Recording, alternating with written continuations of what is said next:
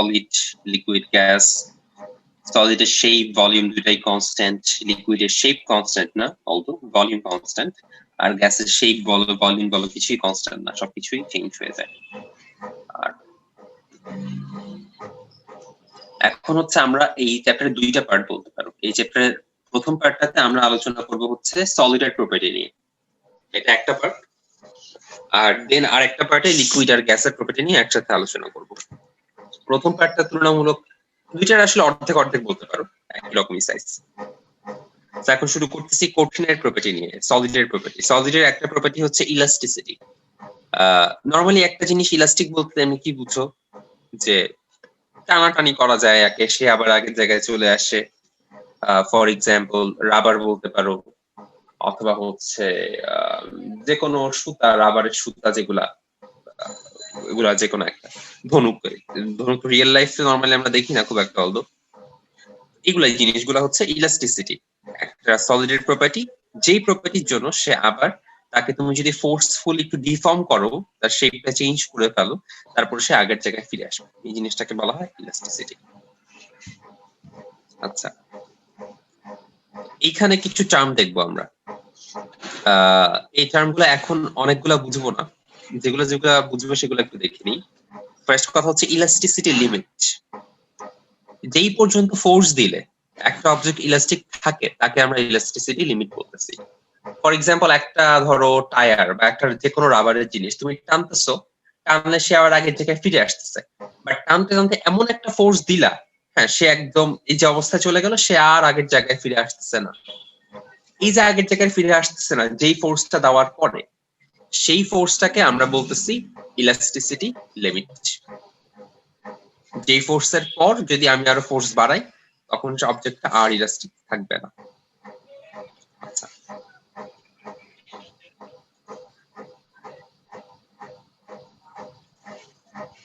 এক মিনিট, লিমিটটা বুঝলাম।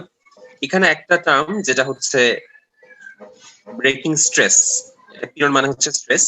এই ব্রেকিং স্ট্রেসটা আমরা এখন আলোচনা করব না, আমরা চ্যাপ্টারে একটু পর এই স্ট্রেসটা আমরা শিখবো, তারপরে ব্রেকিং স্ট্রেসটা পড়বো। এটা আপাতত স্কিপ করতেছি, এই চ্যাপ্টারে আমরা এটা আনসার পেয়ে যাবো, এটা কি জিনিস অ্যাকচুয়ালি। আচ্ছা, আর স্থিতিস্থাপকতা ক্রান্তি বা এটাকে বলা হয় ইলাস্টিক ফ্যাটিক, এটার মানেটা কি? আচ্ছা, ধরো তোমরা একটা ধরো যে কোনো ট্রাউজার যখন মাঝে মাঝে পরো, ইলাস্টিক ট্রাউজার গুলো মূলত দেখা যায় না একটা সময় পর পর সেটা হচ্ছে লুজ হয়ে যায়, অনেক আগের মতো আর কাজ করে না। অথবা দেখা যায় যে কোনো একটা আর কি এক্সাম্পল দেওয়া যায়, যে কোনো একটা জিনিস ধরো নরমালি ইউজ করা হচ্ছে, ইউজ করতে করতে করতে দেখা যায় সেটা আর আগের মতো হয় না, আগে যেরকম টাইট ছিল জিনিসটা আর টাইট থাকে না, ইলাস্টিসিটি কমে যায়, অনেকটা লুজ হয়ে যায়। এই যে ঘটনাটা ঘটতেছে, তুমি তাকে কন্টিনিউয়াস ইউজের ফলে তুমি ইলাস্টিক লিমিটের মধ্যেই টানতেছো, বাট কন্টিনিউয়াসলি ইউজ করতেছো, কন্টিনিউয়াসলি ফোর্স দেওয়ার ফলে তার ইলাস্টিসিটি প্রপার্টিটা কমে যায়। এই ঘটনাটাকে বলা হয় ইলাস্টিক ফ্যাটিক। আচ্ছা, তো তোমাদের কাছে ইলাস্টিসিটি লিমিট, ব্রেকিং ফোর্স আর ইলাস্টিক ফ্যাটিক, এই তিনটা টার্ম কি ক্লিয়ার? জি ভাইয়া, ক্লিয়ার।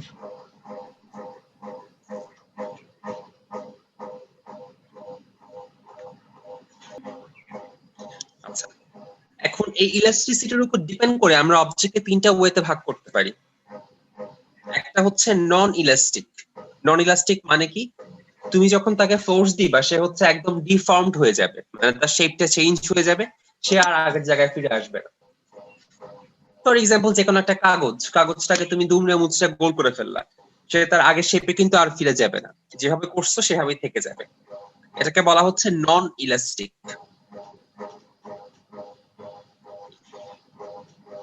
আচ্ছা, দেন ইলাস্টিক। ইলাস্টিক মানে হচ্ছে সে আবার তুমি তাকে যাই করো, যদি ইলাস্টিক লিমিটের মধ্যে ফোর্স দাও, ফোর্সটা যদি অতিরিক্ত না দাও, ইলাস্টিক লিমিটের মধ্যে থাকে, তাহলে সে আবার আগের জায়গায় ফিরে আসবে। এটা হচ্ছে ইলাস্টিক। সেটা হতে পারে একটা স্প্রিং, হতে পারে একটা রাবার, হতে পারে কোন একটা ফিতা, যে কোনো কিছুই হতে পারে, সে আবার আগের জায়গায় ফিরে আসবে, এটাকে বলা হচ্ছে ইলাস্টিক। আর রিজিড মানে হচ্ছে তুমি যতই ফোর্স দাও, সে আর আগের জায়গাতে আসবেই না, মানে তুমি তাকে ডিফর্মই করতে পারবে না, আগের জায়গাতে দূরের কথা, তাকে তুমি ডিফর্মই করতে পারবে না। ফর এক্সাম্পল, একটা আয়রন বার তুমি তাকে যতই চাপ দাও ইয়া করো, যদি কোনো মেশিন দিয়ে না করো, নর্মাল কেসে কিন্তু সেটাকে খুব একটা ডিফর্ম করা পসিবল না, যদি মোটামুটি একটা ভালো সাইজের হয়। তিনটা কেসে ভাগ করা যায়, আর উপর ডিপেন্ড করে, ইলাস্টিসিটির উপর ডিপেন্ড করে, নন ইলাস্টিক, ইলাস্টিক এন্ড রিজিড। আচ্ছা, সবাই কি এই তিনটা ক্লাসিফিকেশন বুঝতে পারছো? জি ভাইয়া বুঝছি। জি ভাইয়া। আমি জি ভাইয়া বুঝতে পেরেছি। জি ভাইয়া বুঝছি।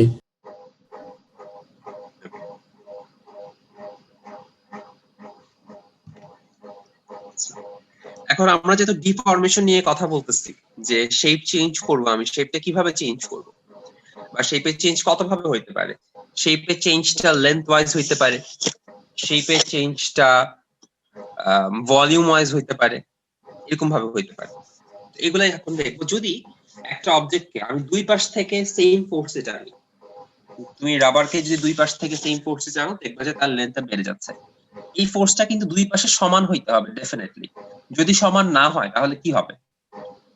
তুমি ধরো ফোর্সটা এক পাশে দিলা, তাহলে কি তার কোনো চেঞ্জ হবে? সে তো জাস্ট এখান থেকে এই জায়গায় চলে আসবে, তাই না? অথবা তুমি এই পাশে 2f পরিমাণ ফোর্স দিলা আর এই পাশে f পরিমাণ ফোর্স দিলা, সে হচ্ছে নেট f পরিমাণ ফোর্সে, মানে 2f - f পরিমাণ ফোর্সে এই পাশে চলে আসবে। তার কিন্তু শেপের কোনো বা লেন্থ ব্রেথ কোথাও কোনো চেঞ্জ হবে না, তাই না? হ্যাঁ ভাইয়া। তুমি যদি লেন্থে চেঞ্জ করতে চাও, তোমাকে দুই পাশ থেকে একই ফোর্সে দিতে হবে। যদি তুমি দুই পাশ থেকে একই ফোর্সে দাও, তখন তার দৈর্ঘ্যটা বেড়ে যাবে। আচ্ছা, এটা কি এটা ভাইয়া হচ্ছে ইলাস্টিক length হওয়ার এর কন্ডিশন? না, এটা ইলাস্টিক হওয়ার কন্ডিশন না ভাই। আমি ধরে নিচ্ছি অবজেক্টটা ইলাস্টিক, হ্যাঁ এখন তাকে কি কতটুকু চেঞ্জ করা যায় সেটা দেখতেছি। আচ্ছা আচ্ছা বুঝছি ভাইয়া।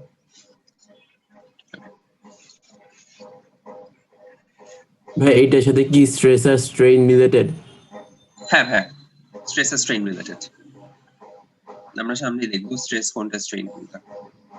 আচ্ছা, সিমিলারলি এখানে এটা একটা অবজেক্টকে, একটা গোল অবজেক্ট, সেটাকে যদি তুমি চারপাশ থেকে টানাটানি করো, চারপাশ থেকে একই ফোর্সে টানো, তখন তার ভলিউমে চেঞ্জ হবে। তুমি যদি এক পাশ থেকে টানো, তখন কি দেখা যাবে? সেই পাশে সরে আসবে, তার তো কোনো চেঞ্জ করবে না শেপে। যদি চারপাশ থেকে টানো, তখন তার চেঞ্জ করবে। এই যে চেঞ্জ ঘটতেছে লেন্থ ওয়াইজ বা ভলিউম ওয়াইজ, এই ঘটনাটাকে ফিজিক্স এর ভাষায় বলা হয় স্ট্রেইন। এই যে তার শেপ চেঞ্জ হয়ে যাচ্ছে, এই ঘটনাটাকে বলা হয় স্ট্রেইন। এখন তাহলে আমরা দেখবো স্ট্রেইন কত প্রকার হইতে পারে। স্ট্রেইন হইতে পারে তিন প্রকার। ফার্স্টে দেখবো হচ্ছে লেন্থ ওয়াইজ। লেন্থ ওয়াইজ যে স্ট্রেইন, সেটাকে বলা হচ্ছে হ্যাঁ, এই যে লেন্থ ওয়াইজ, লেন্থ লংজিটিউডিনাল স্ট্রেইন বলা হয় এটাকে। এটাকে বলা হয় ভলিউম স্ট্রেইন, আর এটাকে বলা হয় শিয়ারিং স্ট্রেইন। তো নাম শুনে বোঝা যাচ্ছে কোনটা কি। এখানে লেন্থ চেঞ্জ হবে, এখানে ভলিউম চেঞ্জ হবে, আর এখানে আমরা একটু পরে বুঝতে পারবো এখানে কি চেঞ্জ হবে। ফার্স্টে লংজিটিউডিনালটা দেখি, খুব সিম্পল এটা।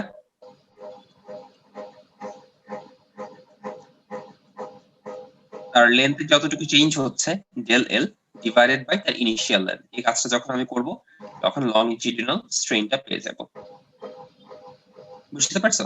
ডেল এলটা হচ্ছে তার চেঞ্জ কতটুকু, আর এল আইটা হচ্ছে তার ইনিশিয়াল লেন্থ। এটা কোত্থেকে আসলো? ডেফিনিশনটা হচ্ছে ইউনিট লেন্থে কতটুকু চেঞ্জ হয়। তো এখানে আমরা দেখতে পাচ্ছি যে এল আই পরিমাণ লেন্থে চেঞ্জ হচ্ছে ডেল এল, তাহলে 1 ইউনিট লেন্থে চেঞ্জ হচ্ছে কত? Del l by l i. So del l by l আইটাই হচ্ছে ইউনিট লেন্থে চেঞ্জের পরিমাণ, এবং সেটাকে আমরা বললাম লংজিটিউডিনাল স্ট্রেইন। এটা বুঝছো না? জি ভাইয়া বুঝছি। আচ্ছা, তাহলে ভলিউম স্ট্রেইনটা কি হওয়া উচিত? VI by del V. সেটাই দেখবো আমরা। ভলিউম স্ট্রেইনটা হচ্ছে just del V by VI। আচ্ছা, আরেকটা জিনিস বাকি, সেটা কি? সেটা হচ্ছে শিয়ারিং স্ট্রেইন। শিয়ারিং স্ট্রেইনটা কি, এটা একটু বোঝার জিনিস আছে। ধরো তোমার কোনো একটা পুরান বই, হ্যাঁ, নরমালি একটা নতুন বই যখন আমরা কিনি, তখন দেখি যে বইটা হচ্ছে এই শেপের থাকে, কিন্তু যখন আস্তে আস্তে বইটা পুরান হয়, তখন দেখা যায় একটু বেঁকে যায়, চাপ দিলে হালকা বেঁকে যায়। হ্যাঁ ভাইয়া। খেয়াল করে দেখছো ডিকশনারি বা মোটা মোটা বই, এই যে চেঞ্জ হচ্ছে, এখানে কিন্তু তার কোনো ভলিউমেরও চেঞ্জ হচ্ছে না, তার লেন্থটাও যা ছিল তাই আছে। এই যে এই পার্টটা কিন্তু ফিক্সড, চেঞ্জ হচ্ছে কি এই অ্যাঙ্গেলে চেঞ্জ হচ্ছে। সে ছিল আগে এই বরাবর, এখন তার এজটা হয়ে গেল এই বরাবর। এই যে চেঞ্জটা ঘটতেছে, এখানে যে একটা থিটা পরিমাণ চেঞ্জ, এটাকেই আমরা বলি হচ্ছে শিয়ারিং স্ট্রেইন। এবং বাংলা এটা অনেক নাম, বিকৃতি, মোচড়, ব্যাবর্তন, সরি কৃন্তন, মোচড়, এগুলো বলা হয় আর কি, দরকার নাই। আমরা মনে রাখবো শিয়ারিং স্ট্রেইন। এবং সেটার অ্যামাউন্টটা কি দিয়ে এক্সপ্রেস করা হচ্ছে? থিটা দিয়ে। এই থিটার ভ্যালু কত? Del x by L nought, del x by L nought, এইটা বাই এটা। এখন এখানে একটু খেয়াল রাখতে হবে, শিয়ারিং স্ট্রেইনকে আমরা মাঝে মাঝে থিটা দিয়ে এক্সপ্রেস করি, মাঝে মাঝে ট্যান থিটা দিয়ে এক্সপ্রেস করি। কখন কোনটা করব? যদি আমি থিটা ইউজ করি তার মানে থিটাটা হচ্ছে রেডিয়ানে, আর যদি আমি ট্যান থিটা ইউজ করি তার মানে এই থিটাটা হচ্ছে ডিগ্রি মোডে। এখন তাহলে কোশ্চেন এসে যায়, তাহলে কি থিটা মানেই এই রেডিয়ানের থিটা মানেই কি ডিগ্রিতে ট্যান থিটা? অলওয়েজ কিন্তু তা না, এটা খালি পসিবল অনেক লোয়ার অ্যাঙ্গেলের জন্য। অ্যাঙ্গেলটা যখন অনেক লো হয় তখন তুমি ক্যালকুলেটরে চেক করে দেখতে পারো। রেডিয়ান মোডে ধরো 2 রেডিয়ানের মান যত, 2 না আরো কম ধরা উচিত, 0.5 রেডিয়ানের মান যত, tan 0.5 ডিগ্রির মান কিন্তু মোটামুটি ক্লোজ। যখন থিটার ভ্যালু অনেক কম থাকে তখন থিটা রেডিয়ান আর tan থিটা ডিগ্রি ইকুয়াল হয়ে যায়। তো এই জন্যই শিয়ারিং স্ট্রেনকে এক্সপ্রেস করা হয় থিটা দিয়ে এবং tan থিটা। এবং আমরা জানি tan theta equals to perpendicular by base, সেখান থেকে আমাদের কাছে আসলো del x by L nought. এটা কি বুঝছো? জি ভাইয়া। জি ভাইয়া। এখন tan থিটার হিসাবে আসলো del x by L nought. থিটার হিসাবে আসি, থিটার হিসাবে আমরা একটা কথা জানি যে s equals to r theta. এখন যখন অনেক ছোট, এটাকে আমি s বললাম, এটাকে r বললাম, এটাকে থিটা বললাম, তাহলে s equals to r theta, অথবা del x equals to l not into theta. সেখান থেকেই আসলো theta equals del x by l not.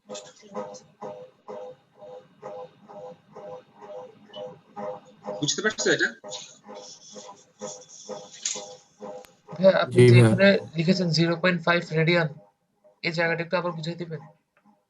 হ্যাঁ হ্যাঁ, এই যে আমরা লিখলাম যে থিটা ইকুয়ালস tan থিটা, হ্যাঁ এটা দিয়ে এটা দেখাইলাম। এই থিটাটা হচ্ছে রেডিয়ানে, মানে থিটার ভ্যালু যখন অনেক কম হয় তখন থিটা রেডিয়ানের যে ভ্যালু tan থিটা ডিগ্রির সেই ভ্যালু হয়। মানে তুমি ক্যালকুলেটরে 0.5 রেডিয়ান বসায় দেখো তার যে ভ্যালুটা, আর যদি tan 0.5 ডিগ্রি বসাও, মানে এটা ডিগ্রি মোডে ক্যালকুলেট করবা, দেখবা যে এটার ভ্যালু আর এটার ভ্যালু মোটামুটি ক্লোজ আসে আর কি। জি ভাইয়া বুঝছি। এই তিনটা টাইপের স্ট্রেইন আমাদের হইতে পারে। নরমালি আমরা শেয়ারিং এ খুব একটা কাজ হয় না, মেইনলি হচ্ছে এটা নিয়ে লংজিটিউডাল স্ট্রেইন, ভলিউম স্ট্রেইন। ভলিউমটা খুব একটা কাজ হয় না, মেইনলি হচ্ছে এটা দিয়েই আমরা কাজ করি। তারপরে ফর্মুলা গুলো জেনে রাখলাম। এই তিনটা টাইপের স্ট্রেইন ঘটতে পারে। তো নেক্সট দিন আমরা হচ্ছে এই স্ট্রেইন গুলা কিভাবে ঘটে, স্ট্রেসের প্রভাবে, এবং স্ট্রেস গুলো আবার কি কি টাইপের হইতে পারে এবং তারা মিলেমিশে কি কি কাজ করে, এই জিনিসগুলো নিয়ে আলোচনা করবো। আচ্ছা, তোমাদের নেক্সট ক্লাস হচ্ছে